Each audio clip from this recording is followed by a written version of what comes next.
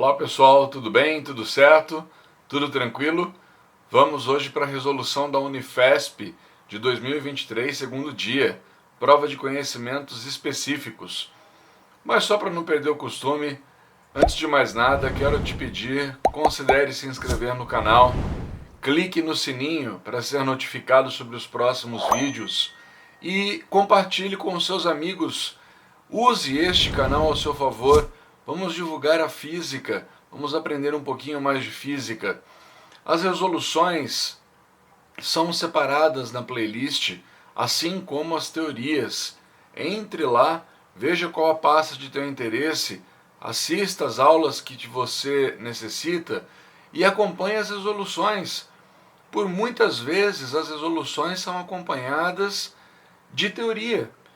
Toda resolução é feita com base na teoria. Eu sempre explico um pouquinho da teoria antes de resolver. Então pegue a prova, dê uma olhadinha e acompanhe a teoria junto comigo. Hoje, Unifesp 2023.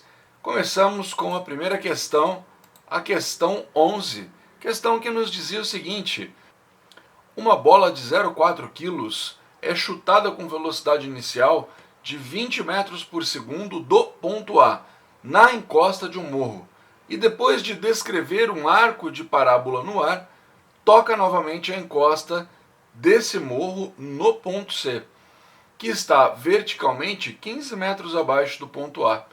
No percurso do ponto A ao ponto C, a bola atinge o ponto B, que é o ponto mais alto da trajetória. Grifa aí com carinho, porque se o ponto é mais alto, ali a velocidade é igual a zero, certo? A velocidade vertical é igual a zero. Ele parou de subir, parou de descer, mas ele continua indo para frente. Ele continua com velocidade horizontal. Sabendo que, no momento do chute, a velocidade inicial da bola está inclinada 30 graus com a horizontal, desprezando a resistência do ar e adotando a gravidade 10, calcule a energia cinética da bola em joules imediatamente após o chute e imediatamente antes de tocar o solo no ponto C. E no item B ele nos pergunta ainda: a distância vertical h em metros entre o ponto A e o ponto B, em seguida calcule o tempo em segundos para que a bola vá de A a C. Ou seja, ele quer saber de nós aí qual é a altura, né, H que ela subiu, e ele quer saber qual é a distância, qual é o alcance dessa bola. Na verdade, meus amores, é um exercício de lançamento oblíquo, né? Um exercício bastante completo, bastante bonitinho. Vamos à resolução comigo. Essa velocidade V0, ela possui uma inclinação. Logo, ela tem duas componentes. Uma componente sobre o eixo X, que é o que nós chamamos de V0x, e uma componente sobre a vertical, que nós chamamos de V0y, certo? Olha aqui, ó, esse ângulo a gente conhece. Então nós vamos escrever assim, o meu amigo, o V0x é um pedaço do V0 com o ângulo. É o V0 cosseno do ângulo. Enquanto que o V0y é o V0 sem o ângulo, seno de 30. Eita, professor, mas vale essas coisas aí? É claro que não, né? É só uma forma de te ajudar a guardar esta física. É só uma forma de facilitar. Sem o ângulo seno com o ângulo cosseno. Pronto. Ah, entendi, professor. E o V0 ele deu, né? Isso. O V0 vale 20. Então, se o V0 vale 20, o cosseno de 30 é raiz de 3 sobre 2. Isso vai nos dar 10 raiz de 3 metros por segundo. Não preciso fazer essa continha agora não. Deixa ela por enquanto aí. O V0 vale 20. O seno de 30 vale meio. Isso aqui nos dará 10 metros por segundo. Eita, professor, que essa velocidade é a velocidade VY. Pois é. E agora? Bom, agora nós podemos fazer o seguinte. Vamos calcular a energia mecânica que ele perguntou para a gente? Voltemos lá à pergunta, por favor. Qual a energia cinética da bola imediatamente após o chute e imediatamente antes de tocar o ponto C? Eita, professor, é a cinética aqui em A e a cinética aqui em C. Vem comigo aqui, ó. A energia cinética em A, essa não tá difícil a gente fazer, não. É mv ao quadrado sobre 2, certo? Só tem um detalhe. Essa velocidade é a velocidade inicial de disparo. Então, aqui nós vamos colocar a massa 0,4, a velocidade, que é de 20, ao quadrado sobre 2. Ah, entendi, professor. Você não usou nenhuma das... eu não usei nenhuma das componentes por enquanto. Por enquanto eu usei a velocidade total, né? 400 dividido por 2, isso é 200. 0,4 vezes 200. Professor, 0,4 vezes 200, eu corto um zerinho com um zerinho, vai ficar 20 vezes 4, que nos dará 80 joules de energia cinética inicial no ponto A, certo? Ah, entendi, professor. E agora? Bom, agora nós vamos fazer o seguinte, venha com o tio, por favor. Imaginemos que este nível seja o nosso nível mais baixo, é o nosso PHR, plano horizontal de referência. Logo, nele não haverá energia potencial gravitacional, certo? Considerando que há uma conservação de energia, uma vez que o trecho é muito curto, a energia mecânica em A, ela será igual à energia mecânica em C. Não há trabalho do atrito, não há força externa, o trecho é curto, o objeto é pequeno e assim por diante. Ah, entendi, professor. Então isso aqui eu posso considerar, porque eu estou dizendo que o trabalho da força dissipativa do trecho de A para C é um trecho que não tem perdas. Isso. Agora vem comigo, ó. Energia mecânica em A.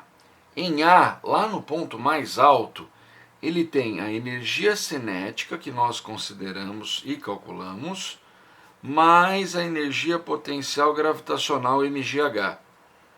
Ah, entendi, professor. No ponto B, ele tem energia mecânica, ou melhor, no ponto C, né? Ele tem energia mecânica dada pela energia cinética, mais a energia potencial gravitacional.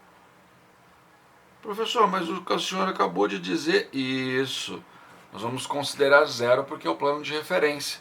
Sendo assim, a cinética em A valia 80, mais a massa, que é de 0,4, vezes a gravidade, que é 10, vezes a altura do ponto A, que é de 15 metros. Tudo isso é igual à energia cinética em C. Professor, mas aí ficou muito fácil, né? Pois é, ó. Vem comigo. 10 vezes 0,4 vai dar 4. 4 vezes 15 é 60. 60 com 80, isso nos dá 140 joules de energia cinética. Tá aqui. Pronto. Eita, professor, que dessa forma nós temos a resposta todinha do item A, né? Pois é. A energia em A e a energia em C. Ah, entendi. E agora, professor? Agora ele quer saber de nós quanto vale a altura Hzinho e quanto vale a distância que ele andou de A até C. Ah, entendi, professor. Volta lá um tiquinho para nós. Volta, olha aí. Pronto. que ele quer saber, professor? Voltou um tiquinho para nós lá, professor. O que ele quer saber? Ele quer saber essa altura e esta distância, de A até C. Entendi. Como é que nós faremos? Bom, faremos da seguinte forma.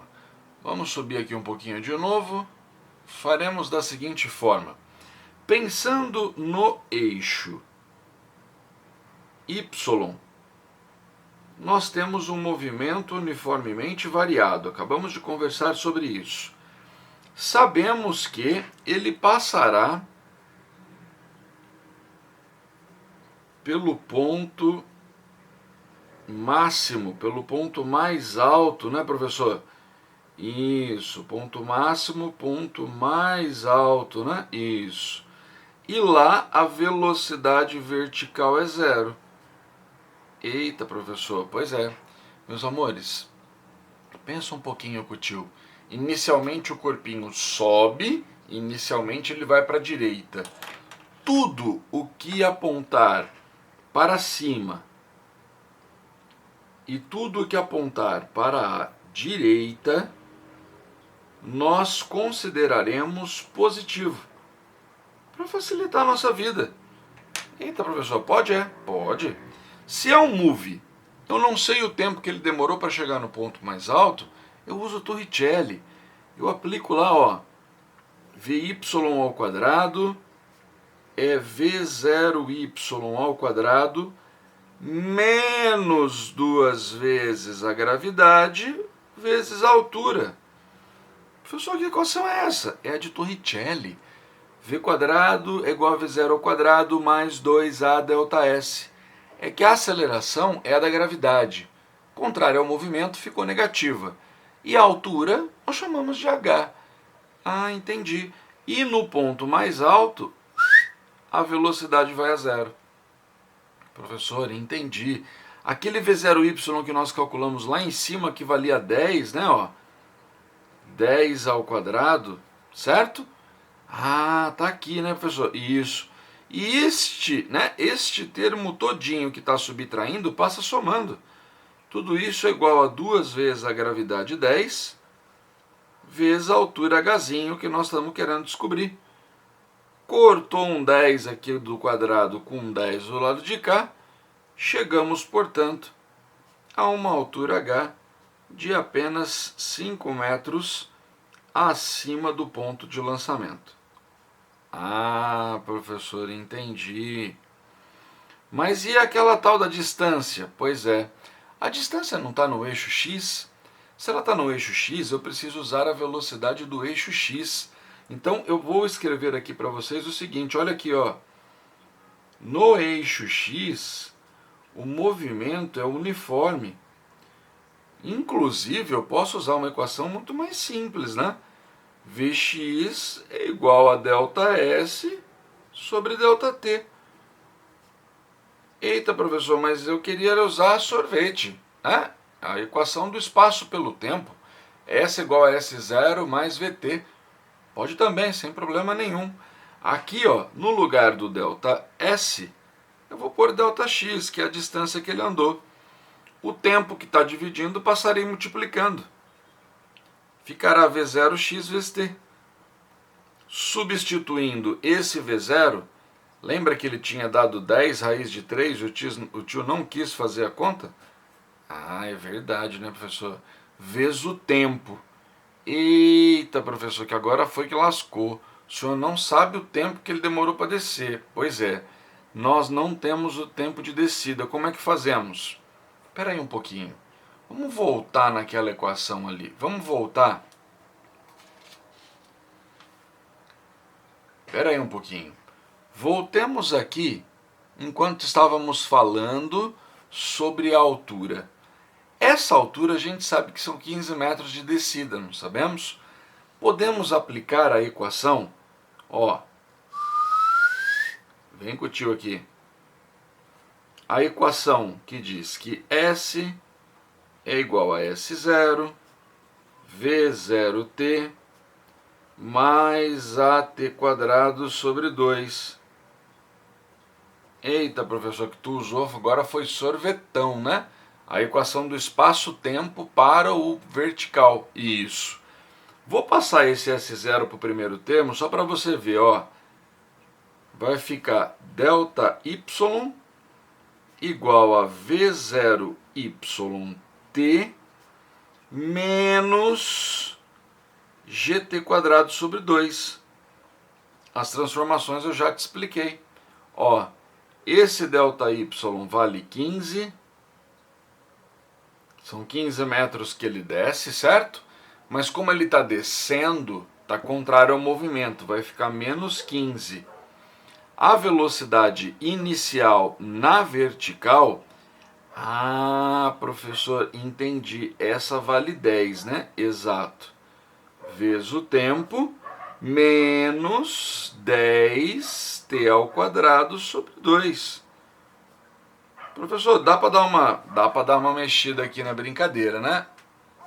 Professor, vai dar uma melhorada aí? Vamos dar uma melhorada.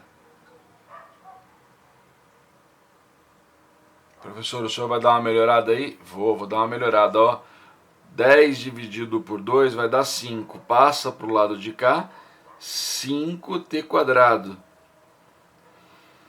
Esse 10t passa 10t negativo, menos 15, tudo isso é igual a 0. Simplificando essa brincadeira aí, dividindo por 5, facilmente podemos provar que isso aqui vai dar t² menos 2t menos 3 é igual a 0. Mandando aqui uma soma e produto, né, professor? Eita, professor, que tu vai... pois é. Nós teremos dois tempos, o tempo t' e o tempo t2', certo? Entendi. Dá para fazer soma e produto, dá para fazer Bhaskara, né? Ó, menos o valor de b, que é 2, mais ou menos a raiz do delta. Professor, quem é o delta, hein? O delta é o b², vamos lá, ó, b² menos 4 vezes o a vezes o c.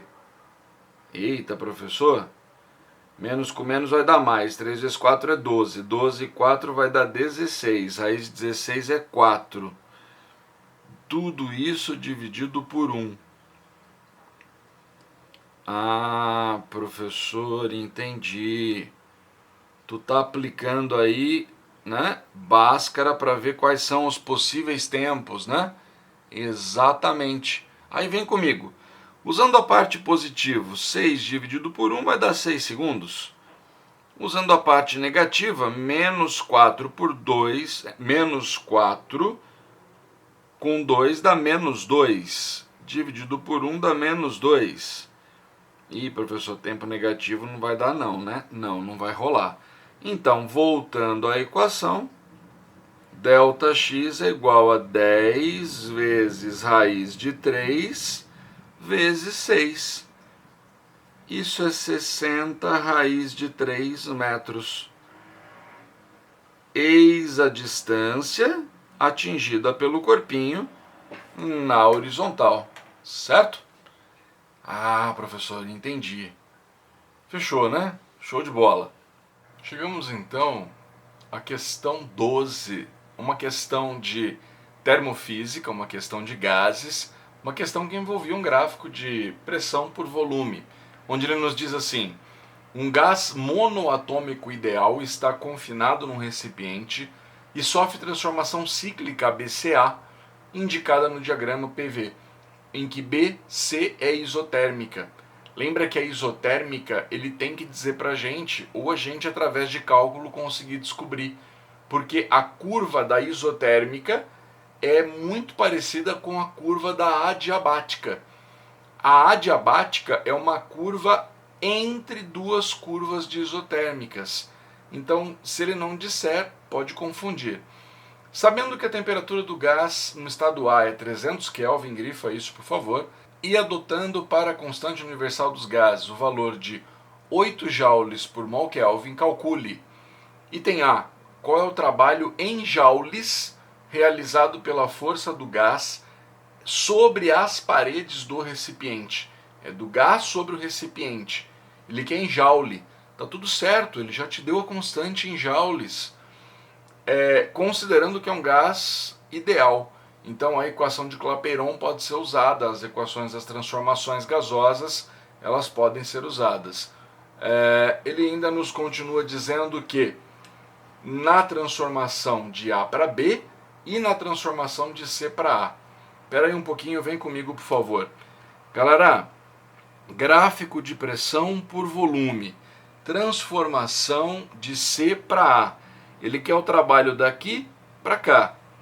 Depois ele pede o trabalho de A para B, daqui para cá. Veja que de C para A é um trabalho a pressão constante. Esse pode ser calculado por uma expressão. Existe uma expressão que nos diz que o trabalho realizado por um gás ideal é o produto da pressão vezes a variação do seu volume, certo? Mas isso só é válido, meus amores. Guarda aí com carinho. Se e somente se essa pressão for constante. Eita, professor, mas e se ela for variável? Aí eu posso dizer que ela também é numericamente igual à área do gráfico de pressão versus volume. Ah, entendi, professor. Então tem, né? Então ficou, pois é. Então eu posso imaginar o seguinte, veja, isso é um ciclo. Ele não me perguntou, mas eu vou além. Se eu calculasse a área apenas internamente, né? A área de dentro dessa curva, eu teria o trabalho. E esse trabalho seria um trabalho positivo. Por quê, professor? Porque é uma máquina térmica operando no processo de motor. Ela mais realiza trabalho do que sofre. O gás mais realiza trabalho do que sofre. Professor, não entendo isso não. Venha comigo que eu vou lhe explicar. Se nós aplicarmos de A para C, ou melhor, de C para A, ficaríamos assim, ó. Trabalho de C para A é igual. A pressão é constante, note que ela vale 2 vezes 10 à quinta. Cuidado com as unidades dos eixos, hein, moçada? É a única forma que o vestibular tem de te pegar de calça curta, né? Ah, entendi, professor. 2 vezes 10 à quinta newtons por metro quadrado. Aí eu vou multiplicar aqui, ó, pela variação do volume, que é o volume final, 9, ou melhor, volume final 3 vezes 10 a menos 3, menos o volume de partida, que é 9 vezes 10 a menos 3. Eita, professor, que 3 vezes 10 a menos 3 menos 9 vezes 10 a menos 3 vai dar menos 6 vezes 10 a menos 3. Pois é, vai ficar 2 vezes 10 a quinta vezes menos 6 vezes 10 a menos 3. Eita, professor, não entendi, que foi então que o trabalho de C para A está dando negativo. Menos 2 vezes 6 é 12. 12 é 1,2 vezes 10, concorda comigo? O 10 vezes 10 à quinta é 10 à sexta, com 10 a menos 3 dá 10 à terceira. Menos 1,2 vezes 10 à terceira joule. Pronto. Esse é o trabalho de C para A. E aí eu vou te explicar por que esse trabalho deu negativo. Esse trabalho deu negativo porque o volume final é menor do que o inicial. O gás não está realizando o trabalho, pelo contrário, ele está sofrendo o trabalho. Ele está sendo comprimido, tem alguém externamente comprimido. Esse trabalho aqui é um trabalho resistente. Ah, entendi, professor. Trabalho resistente, né? Exatamente. O gás está sofrendo o trabalho. Ai, que dó, né, professor? Pois é. Poderia ter calculado a área, ó. Professor, se eu tivesse calculado, daria certo. Não é a área de um trapézio? De base 6 vezes a altura 2. 2 vezes 3, 2 vezes 6, 12. 12 10 à quinta com 10 a menos 3 dá 10 ao quadrado. 12 vezes 10 ao quadrado. Ou 1,2 vezes 10 ao cubo. Eu só tenho que lembrar de pôr o sinal de menos, porque é uma compressão. Ah, e ficou fácil, né, professor? Pois é. E ainda tem um detalhe importante aqui que a gente vai tirar, ó, só de olhar para o gráfico. O trabalho para ir de A para B, nesse caso, então, vale zero. Eita, professor, aqui uma das respostas era zero? Professor, mas essa Unifesp estava muito fácil mesmo, né? Pois é. Sabe por que é zero? Porque não varia o volume. Ah, professor, tem razão. Não há variação de volume. Não há área. Se não há área, não há trabalho, né? Entendi. Então vamos ao item B desse mesmo exercício.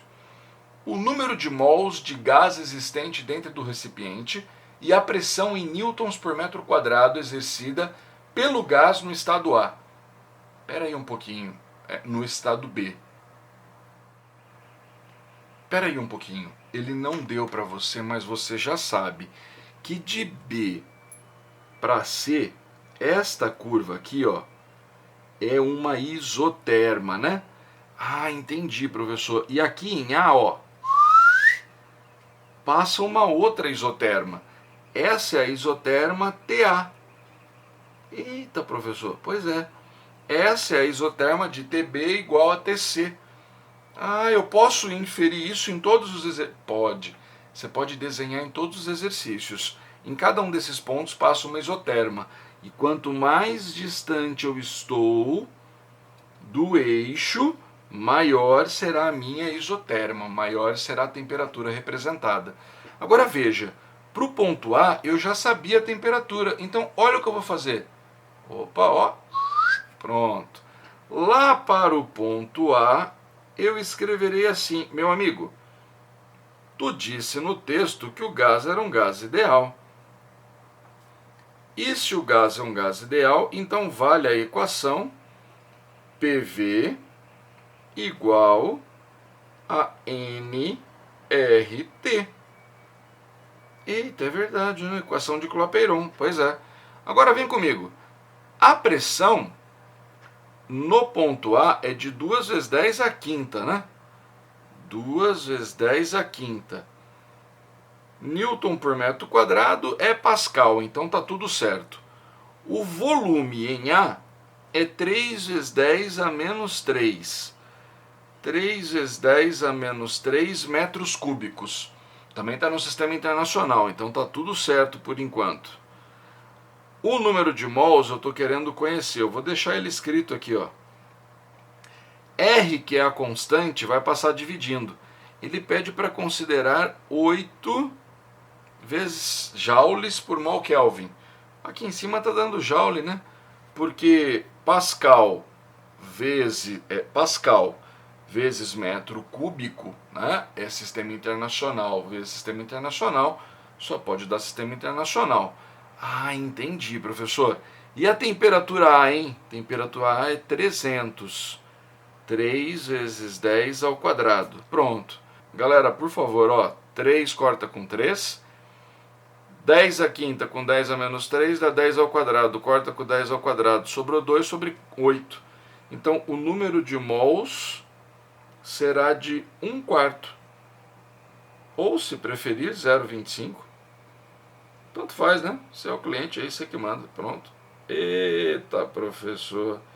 Tu é um arrombado mesmo? Pois é, tá aí. Parte do item B já resolvemos, certo? Vamos para outra parte? Ele queria saber o número de mols, mas ele também quer saber a pressão em B. Professor, como é que eu vou saber a pressão em B? Ué, veja, de A para B, nenhum gás entrou ou saiu, o ciclo é fechado. Então o número de mols em A é igual ao número de mols em B? Pensa comigo um pouquinho. Se eu isolasse o número de mols aqui, ó, passaria RT dividindo, ficaria PV sobre RT como sendo o número de mols. Ah, entendi, professor. Eu posso escrever isso também para o ponto B, né? Pode. Pronto, aí, ó. Professor, eu entendi. Mas agora eu faço é como essa brincadeira, hein?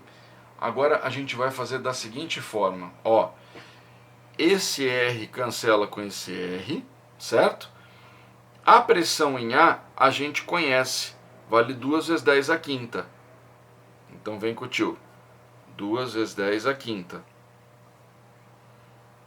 O volume em A é de 3 vezes 10 a menos 3. 3 vezes 10 a menos 3.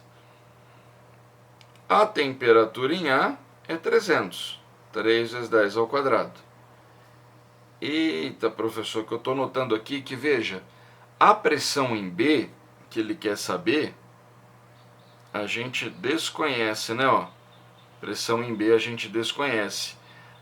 O volume em B a gente sabe que vale 3 vezes 10 a menos 3. Pois é. E a temperatura em B? Eita, professor, a temperatura em B eu também não sei não. Então guarda aí com carinho. Vamos fazer o seguinte aqui, ó. Corta o 3 com 3. 10 a quinta com 10 a menos 3 dá 10 ao quadrado. Corta com 10 ao quadrado. Então nós vamos ficar aqui com uma expressão que diz assim, ó. P, B, sobre TB é igual... Vamos lá comigo? Esse 3 vezes 10 a menos 3 passa dividindo. Então ficamos 2 dividido por 3 vezes 10 a menos 3. Se quiser aqui, né, você pode passar esse 10 a menos 3 para cima. Ah, entendi, professor. E aí fica essa jogadinha aí? É, fica essa jogadinha aí. Professor, mas e agora, né? Como é que a gente vai resolver isso? Veja bem, você concorda comigo que TB e TC estão sobre uma isoterma? A temperatura é a mesma. Então, olha o que eu vou fazer. Eu vou fazer um estudo de A para C, para descobrir qual é a temperatura em C. A temperatura em C é a mesma que a em B. Ah, professor, então você vai fazer exatamente isso? Vou fazer exatamente a mesma conta, você quer ver só? Vem comigo aqui. Vou escrever que o N de C é igual ao N de A. O senhor está seguindo o ciclo, né? Isso, ó. PCVC sobre RTC é igual a PAVA sobre RTA. Professor, mas aquela equação lá de cima? Calma, a gente já volta para lá. Corto R com R. Corto R com R. Substitui as expressões. Vamos comigo? Pressão em C. Pressão em C, professor, é a mesma pressão que eu tenho em A. Eita, então também dá para cancelar. Pois é. O volume em C é 9 vezes 10 a menos 3. A temperatura em C nós desconhecemos. O volume em A é 3 vezes 10 a menos 3. E a temperatura em A é 300. 3 vezes 10 ao quadrado. Professor, se eu simplificar esse cidadão com esse cidadão, esse com esse, passo 10 ao quadrado para cá, eu posso perfeitamente escrever que a temperatura TC, que é a mesma temperatura TB, porque é uma isoterma, valerá 9 vezes 10 ao quadrado. 900? Exato. 900 Kelvin. Meus amores, para um pouquinho e presta atenção no tio. Eu não havia dito no gráfico que quanto mais distante, maior é a temperatura? Vamos voltar um pouquinho? Vem comigo, ó. Eita, professor. Olha lá. Nós estamos mais distante, a temperatura é maior. Tá, professor, eu entendi. Legal isso daí, né? Você provou. Mas e como é que a gente... Então, para terminar, a gente volta lá para a equação. Voltando para a equação, a gente faz assim, ó. Substitui esse 900 aqui. Logo, ficamos que a pressão PB será igual a 2 vezes 10 a terceira, dividido por 3. A temperatura TB vai passar multiplicando, ela vale 9 vezes 10 ao quadrado, certo? 2 vezes 9, 18. 18 dividido por 3 vai dar 6. Eita, professor, que isso aqui então vai dar 6 vezes 10 à quinta. 6 vezes 10 à quinta, Newton por metro quadrado, que foi a solicitação do exercício em termos de unidade. Certo? Professor, terminei, e aí? E aí você volta lá no gráfico, mais uma vez. Eita, professor, mas de novo? Pois é. Tinha dado 6, né? Coerente, ó, a pressão aumentou. Pronto, fechamos mais um exercício, então, da Unifesp de 2023. Chegamos, então, agora na questão 13. Questão de ótica. Ele fala um pouquinho ali sobre refração, mas tem ali um interconteúdo, porque também fala sobre equilíbrio de corpos rígidos. Uma bonita questão, ele diz assim: uma pessoa de 70 quilos está em repouso na extremidade de uma tábua rígida, de massa desprezível, grifa isso por favor, mantida em equilíbrio na direção horizontal e presa na borda de um tanque contendo água. Dessa posição, a pessoa consegue ver a imagem de um peixe parado dentro do tanque. Na figura está representado um raio de luz proveniente do peixe e que atinge o olho da pessoa. Então veja que sai do peixe e vai para a pessoa. Sabendo que a tábua é presa à borda do tanque por um único pino P, indicado na figura, e adotando a gravidade 10, calcule em newtons qual a intensidade da força aplicada pela pessoa sobre a tábua e a intensidade da força aplicada pelo pino sobre a tábua. Eita, professor, como é que é? Peraí, vem aqui comigo um pouquinho. Essa pessoa aqui está na ponta da tábua. Deixa eu te explicar uma coisa. A pessoa sofre a ação da força-peso. A Terra está atraindo essa pessoa. A pessoa, por sua vez, está empurrando essa tábua para baixo. Ah, professor, quer dizer então que isso, ó. Deixa eu te explicar uma coisa aqui separadamente, né? Lá na aula de equilíbrio, eu sempre retomo esse conceito quando a gente fala, né, de força-peso, quando a gente fala de normal, mas nunca é demais recordar. Então, por favor, olha e para aqui para o tio. Imagina aqui esse menininho, eu desenhei em explosão para você enxergar. Ele sofre a ação da força-peso da Terra. Eita, professor, o peso que a Terra puxa ele para baixo, né? Esse peso é dele, esse peso atua nele. Ele, por sua vez, está apoiado na tábua, então ele empurra a tábua para baixo com uma normal. É força de apoio, né, professor? Isso. Vamos pôr NM, normal do menininho aqui, só para não confundir. Se ele empurra a tábua para baixo, a tábua empurra ele para cima. Ah, entendi, professor. Tem um NM também sobre ele. Isso. E aí ele está em equilíbrio, né?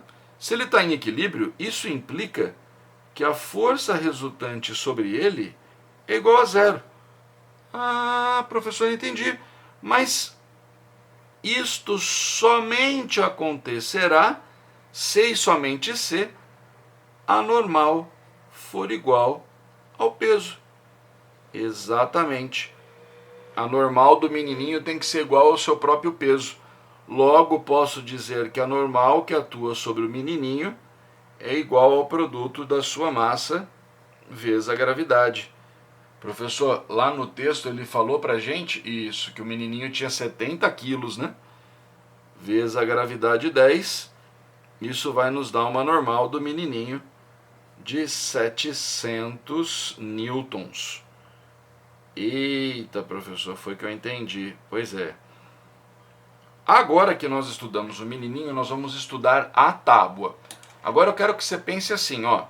Na tábua eu tenho a normal que o menininho está fazendo aqui na ponta, que a gente já sabe que é igual ao peso dele, certo?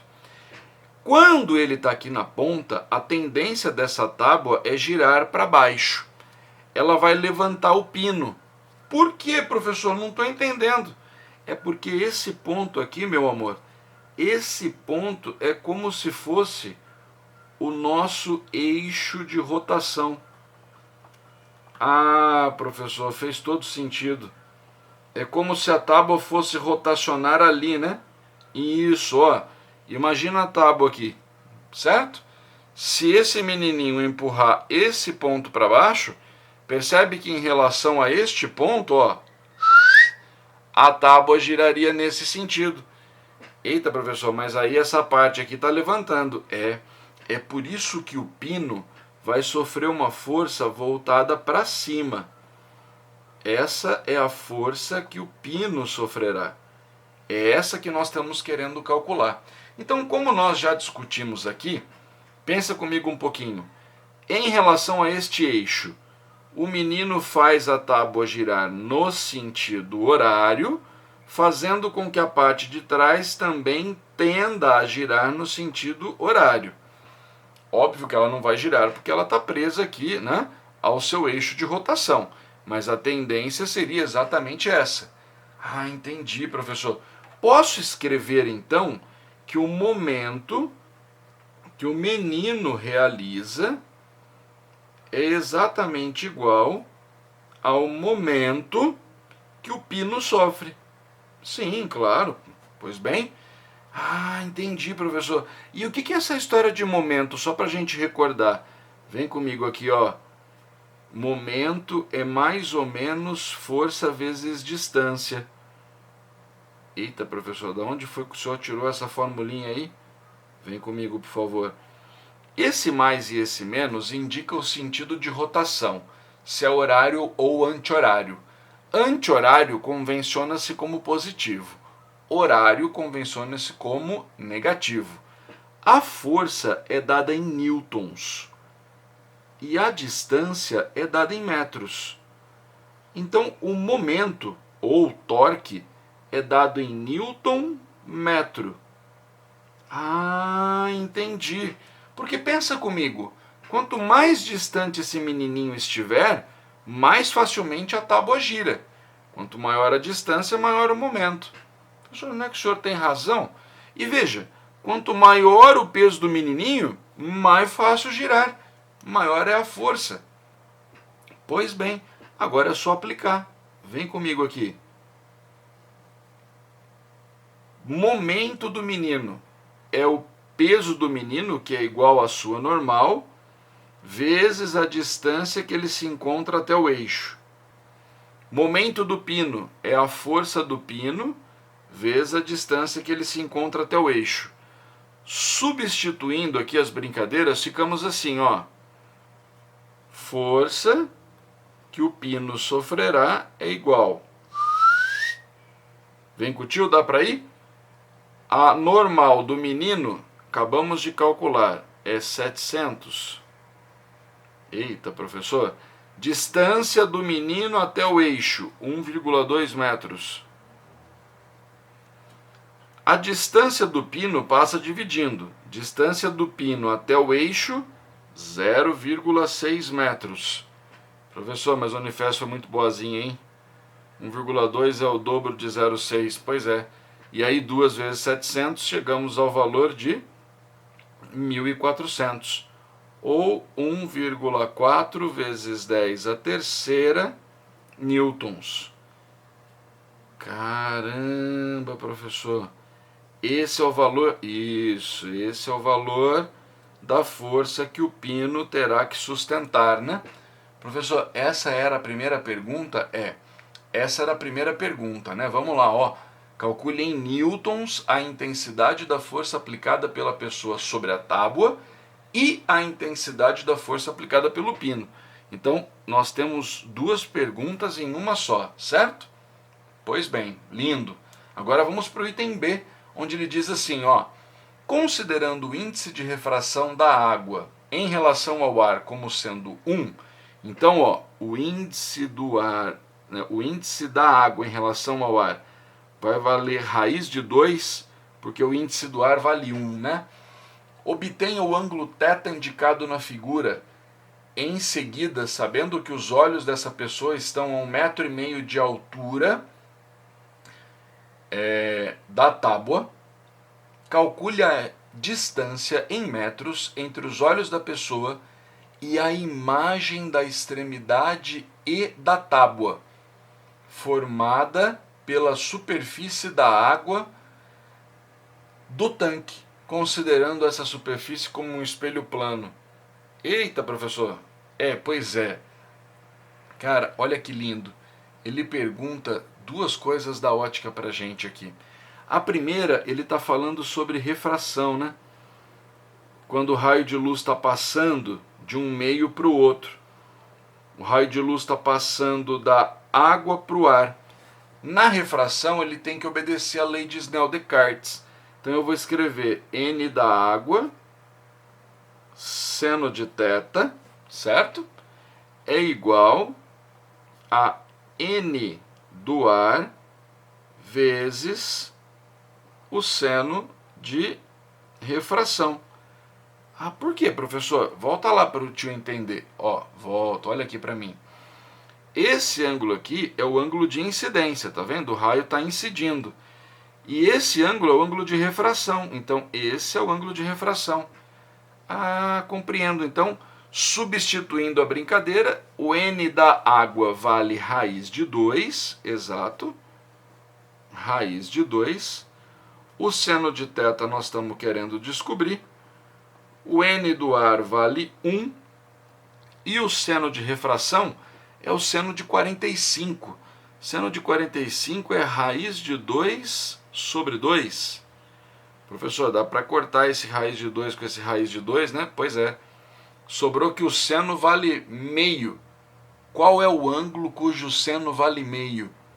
Professor, o ângulo cujo seno vale meio ficou fácil, né? Esse ângulo é o ângulo de 30 graus. Pronto. Eita, professor, que foi fácil demais esse item aí. Pois é.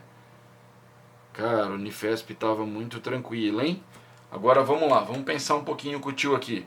Voltemos na figura. O ponto E é o extremo da tábua, certo? A pergunta dele pra gente foi, sabendo que os olhos da pessoa estão a 1,5 m de altura da tábua, calcule a distância em metros entre os olhos da pessoa e a imagem da extremidade E da tábua, formada pela superfície da água do tanque, considerando essa superfície como sendo um espelho plano. Espera aí, professor. Distância entre os olhos da pessoa e a imagem da extremidade E da tábua. Isso. Vamos pensar o seguinte aqui. Ele está tratando a superfície da água como se fosse um espelho, certo? Se ele está tratando como se fosse um espelho, nós assim faremos. Me permita então aqui fazer um desenho para você, onde eu tenho a tábua, o garoto, com 1,5 m, né, em relação aos seus olhos aqui, e a ponta E dessa tábua. Segundo o desenho, 0,6 metros abaixo estava a superfície da água. Está aqui. Eita, professor, e essa superfície da água? Pois é, essa superfície da água, ela está a 0,6 metros de altura. E ela comportar-se-á como um espelho plano. Entendi, professor. E se ela é um espelho plano, eu tenho que traçar aqui uma linha que seja perpendicular a esse espelho para poder encontrar a imagem. Pois bem. E aí é só você lembrar que a distância entre o teu objeto, que no caso é a tábua, e a imagem, que é a imagem da tábua, tem que ser iguais. Então, 1, 2, 3, 4 quadradinhos. Vou marcar aqui 1, 2, 3, 4 quadradinhos. Eita, professor, que esse aí seria... esse aqui seria o nosso ponto E'. É a imagem da ponta da tábua por conta do espelho plano formado pela superfície plana da água, né? Ah, entendi, professor. Mas se daqui a aqui tem 0,6, aqui também tem que ter 0,6, né, professor? Exatamente, tu já pegou o jeito, rapaz. Mas ele queria saber a distância dos olhos até o Elinha. Então eu vou escrever que a distância total será igual, vem comigo aqui, ó, 1,5 m dos olhos até a prancha, 0,6 da prancha até a água, mais 0,6 da água até a imagem da prancha. Isso nos dará uma distância total de 1,2 com 1,5, 2,7 metros de distância. E fechamos assim o item B da questão de ótica e mecânica, uma questão interconteudista proposta pela Unifesp. Muito bela questão. Apesar de serem poucas questões, resolvi dividir as questões da Unifesp por vídeos em separado. Assim você pode ir diretamente à questão que lhe interessa. Eu agradeço sua companhia, agradeço o seu apoio, peço que compartilhe, deixe os seus comentários debaixo do vídeo, dando sugestões sobre teorias e sobre novas resoluções para que os próximos vídeos atendam às suas necessidades. Grande abraço e até mais. Tchau, tchau.